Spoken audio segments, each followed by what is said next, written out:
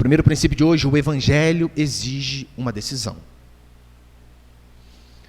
Pregação que não leva você a se decidir por algo. Pode ter sido autoajuda, pode ter sido Augusto Cury, pode ter sido o que você quiser, menos pregação do evangelho, porque a pregação do evangelho, pode ter certeza, vai levar a mim e a você a tomarmos uma decisão, a analisarmos o custo de andar com Deus, porque sim, há um custo para se andar com Deus. Esse custo não pode ser dividido em 10 vezes sem juros. Há um preço a ser pago para se andar com Deus. Eu vim falar para você, não é algo barato, não é algo que nós podemos pichinchar. A Bíblia diz que vai custar e custar tudo que nós temos. Herodes, ele esteve tão perto da verdade, ouvia constantemente João Batista, mas mesmo assim, deixou a salvação escapar por dentre os dedos. Mesmo tendo a oportunidade de constantemente ouvir a pregação do evangelho, não tomou a decisão mais importante, que era romper com as coisas erradas. Herodes era alguém extremamente oscilante, porque vezes ele ouvia João Batista, vezes não ouvia. Ou seja, João ficava lá no cárcere, para ele ouvir, ele precisava ir até João. Ou seja, o dia que ele estava lá, hoje eu quero empinar a carroça, eu quero dar uma pecada boa. Essa semana eu não vou lá ver João Batista não, porque está louco, vai que ele me confronta. Não é isso que muitos fazem com culto? Quando pensam em enfiar o pé na jaca de vez, nem vou aparecer na igreja esse dia, esse domingo, essa quarta. Assim era Herodes. Através da vida de Herodes, nós conseguimos ver a característica da pregação de João. Você sabe qual era a característica? Sempre levar as pessoas a tomarem uma decisão. Sempre colocando ali, 2 caminhos diante das pessoas. Os apóstolos fizeram a mesma coisa. A mensagem de Pedro foi assim, lá em Atos capítulo 3, quando Pedro prega, 2 e 3, quando Pedro prega, olha o que as pessoas falaram: o que faremos? O que faremos diante desta mensagem? Assim a pregação do evangelho nos leva a pensar: o que faremos diante disso? Eu vou continuar com minha vida do jeito que estava, ou eu preciso mudar? Ou eu preciso tomar um novo rumo? Paulo dividia o povo entre aqueles que criam e os que não criam, e Jesus fez a mesma coisa. Lembra que Jesus apresentou sempre 2 caminhos? É o caminho estreito e o apertado, não tem meio termo. É a porta larga e a porta estreita. É a casa que era edificada sobre a rocha e a casa que era edificada sobre a areia. Ou você servia a Deus ou você servia a Mamão. Sempre 2 caminhos, meus irmãos, por isso não tem como você ouvir a pregação do evangelho e ficar indiferente e não se questionar a respeito de uma decisão. O evangelho não é princípio para você se sentir bem. Não é. Não pense que o evangelho a princípio vai massagear o seu ego. Ele não faz isso, de forma alguma. O evangelho não é um remédio de framboesa que você dá para a criança. Toma esse aqui de framboesa, que isso aqui nem tem gosto de remédio. Não é assim que os pais fazem com criança? Lembra o AS infantil? Pelo menos na minha época tinha aquele AS infantil.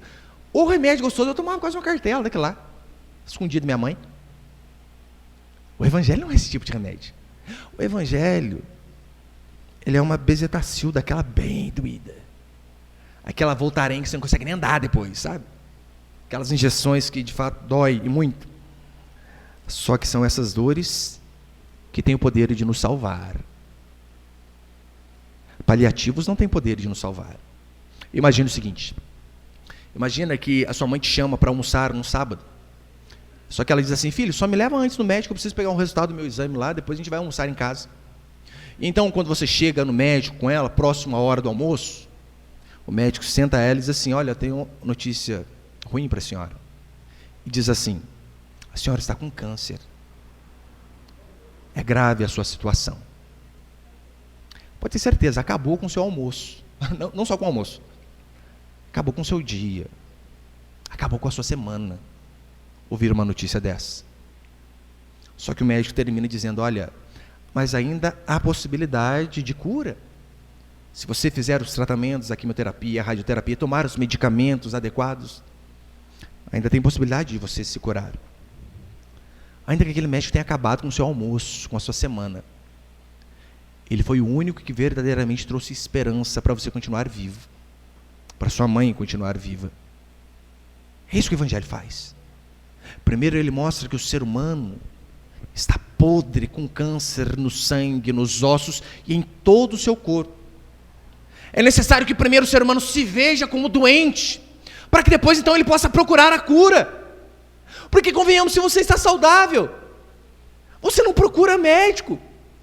Principalmente os homens, a gente vai no médico, na verdade, quando não aguenta mais. Preventivo, mas nunca. É isso que o evangelho faz. Agora, os falsos evangelhos são, na verdade, paliativos. São apenas coisas que iludem. Elas tratam temporariamente ali daquele sintoma, mas não dão um raio-x verdadeiro do estado do ser humano. E sabe qual que é a consequência desse falso evangelho? Ele faz apenas prosélitos, apenas adeptos à religião cristã. E entra naquilo que Jesus diz. Esses são feitos filhos do diabo 2 vezes. Por quê? Antes, eles sabiam que estavam perdidos. Mas não, agora eles estão dentro da igreja. E acham que estão ouvindo o evangelho verdadeiro. Portanto, acham que são salvos.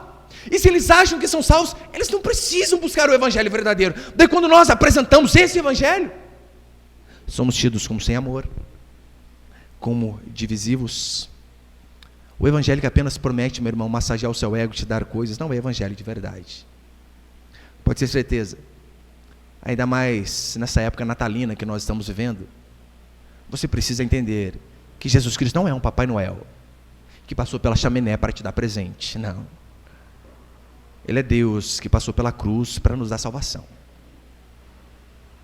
Ele não é aquele Papai Noel que você faz as coisas certinho o ano inteiro e ganha o presentinho no final.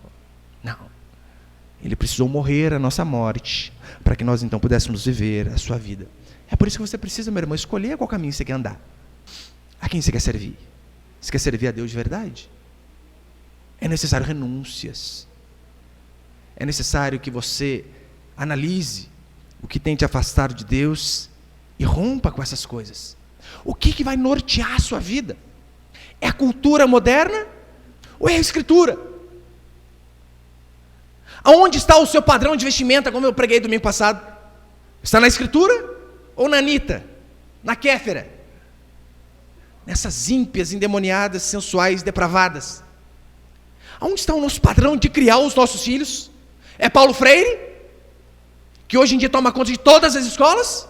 Ou é a Escritura que diz que nós devemos inculcar a mensagem de Deus na cabeça dos nossos filhos, para que depois eles não sejam perdidos aí? O que norteia a minha e a sua vida? O seu comportamento, o seu caráter. Você precisa